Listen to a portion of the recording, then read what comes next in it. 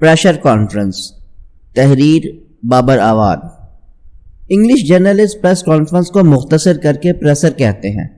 اپنے ہاں اطلاعات کے ذرائع کا سونامی نکلنے کے بعد پریس کانفرنس اب میڈیا ٹاک کہلانے لگی ہے۔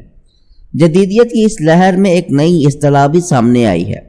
پرانی پریس کانفرنس، درمیانی پریسر اور جدید میڈیا ٹاک، ان تینوں کے لیے نہ کوئی وقت طے تھا، نہ جگہ مخصوص، اور نہ ہی یکساں اسکرپٹ جسے بار بار ہر بولنے والا لفظ بہ لفظ دہرانے کا پابند ہو۔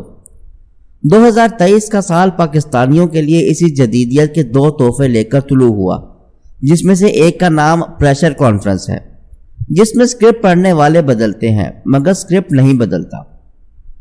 اس پریشر کانفرنس سیریز کے ہر نئے اداکار کا حلیہ پرانے شاعر کے قدیم شعر جیسا ہے۔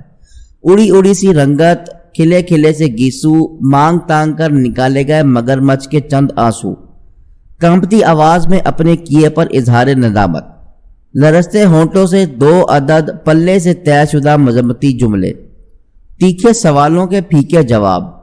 پریشر کانفرنس کا پریشر نکالنے کے لیے ہنسی کے انداز میں بتیسی کی زپ کھولنے کی ناکام اداکاری۔ میں تھک چکا ہوں، اب سیاست کبھی نہیں کروں گا، دور دیش سے قوم کے لیے سرمایہ کاری چھین کر لاؤں گا، پاکستان کی خدمت کر کے دکھاؤں گا۔ گفتگو کا ایسا تابع فرمان لہجہ جسے یقین دلانے کی کوشش کر رہا ہو کہ آخرکار اللہ تعالیٰ نے 24 کروڑ پاکستانیوں کی دعا سن لی اور وہ وطن کا عظیم محب وطن پیدا ہو گیا، جس کے انتظار اور ہجر و فراق میں حب الوطنی کی دیوی کب سے بال کھولے کھڑی تھی۔ اب یہ بھی کوئی کہنے کی بات ہے کہ فلم سرکاری ہو یا نجی شعبے کی، اس میں ایک عدد ظالم سماج کا کریکٹر ہر فارمولہ پکچر کے لیے بہت ضروری ہوتا ہے۔ حالیہ پریشر کانفرنس سیریز فلموں میں ظالم سماج قاسم کے ابا ہیں۔ پہلے قاسم کے ابا کی تقریروں سے کوئی نہیں ڈرتا تھا، مگر اب اس کی تصویروں سے بھی کوئی نہیں ڈرتا۔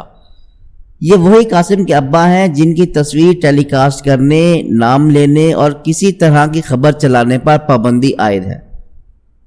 میں عربی النسل ہوں، سیدنا علی کرم اللہ وجہہ کے اس بیٹے کی اولاد جسے عربستان کے لوگ قمر بنی ہاشم کے نام سے پکارتے تھے، اس لیے میری تاریخ مکہ سے شروع ہوتی ہے۔ اور یہ کیسے ہو سکتا ہے کہ کوئی مکہ کا نام لے اور شب ابی طالب کو بھول جائے؟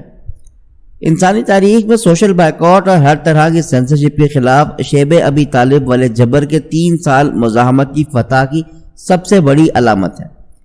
پریشر کانفرنس اور کرسی کا رشتہ بھی عجیب ہے۔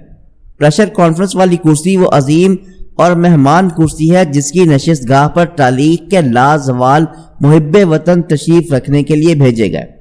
آئیے پریشر کانفرنس اور کرسی نامہ کے چند تاریخی مناظر کو ری پلے کرنے کی سعادت حاصل کریں۔ پریشر کانفرنس کرسی کا لطف اول۔ لاہور کے کسی داروغہ نے قائد اعظم کا ایک گھر ڈھونڈ نکالا، کچھ مجرمانہ چہرے شناخت کرنے کے بعد انہیں گرفتار کر لیا گیا۔ اس مہم پر قوم کے اربوں روپے لٹانے کے بعد 2 بڑے اعلان ہوئے۔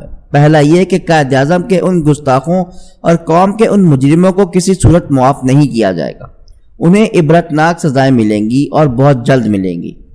دوسرا اعلان بڑی بھاری بھرکم JIT بنانے کا ہوا، جس کے ساتھ ہی پولیس کی عظیم قربانیوں کے بعد گرفتار ہونے والے شرپسندوں کو ملٹری ٹرائل کورٹ کے حوالے کرنے کا حکم بھی صادر ہو گیا۔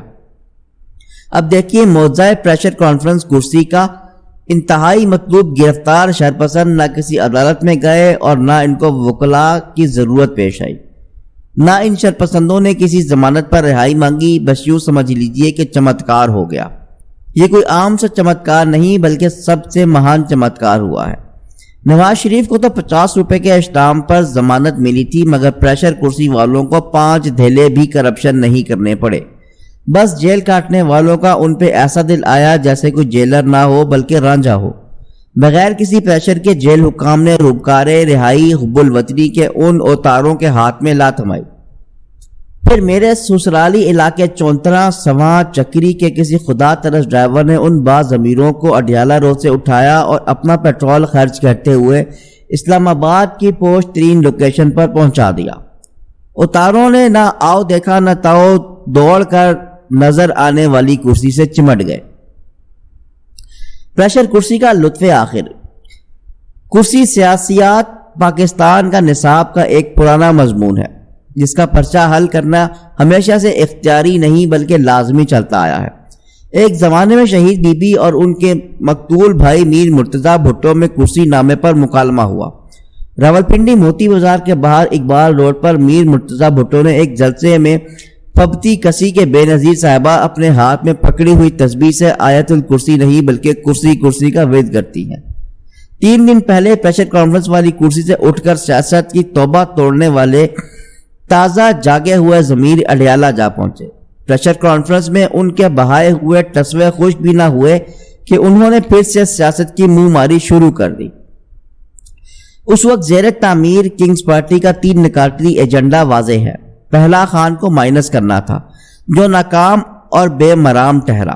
دوسرا، پاکستان تحریک انصاف کا ووٹ بینک جس کے ڈپازٹ اکاؤنٹ میں ماہانہ نہیں روزانہ نہیں بلکہ ہمہ وقت اضافہ ہی ہوتا چلا جا رہا ہے، اس لیے تیسرے آپشن کی مہورت اجتماعی پریس کانفرنس کے ذریعے کروائی گئی۔ نعرہ یہ لگا کہ اس ملک کو نواز شریف اور آصف علی زرداری کے رحم و کرم پر چھوڑا نہیں جا سکتا۔ سادہ مطلب یہ کہ تحریک انصاف کے ووٹرز کو ہائی جیک کر کے ریزگاری کی طرح کسی انویسٹر یا کسی سیٹ کی پچھلی جیب میں ڈال دیا جائے۔ قاسم کے ابا کا ووٹ نہ چھینا جا سکتا ہے، نہ بھتے میں اس کی وصولی ہوگی۔ بیچاری اجتماعی پریشر کانفرنس پہلے دن ہی اجتماعی تدفین کے سپرد ہو گئی۔ رحمان فارس کا کہنا ہے، ادھر طے ہے کہ مرگ ناگہانی لازمی ٹھہری، ادھر ضد ہے نہیں بیماری اچھا ہونے والا ہے۔ ریاست کی نہیں، یہ آپ کی اپنی ہی میت ہے۔ ابھی کچھ دیر تو بیٹھے، جنازہ ہونے والا ہے۔ جسے تم نے ہمیشہ رینگتے دیکھا میاں فارس، وہ اب اونچی فضاؤں کا پرندہ ہونے والا ہے۔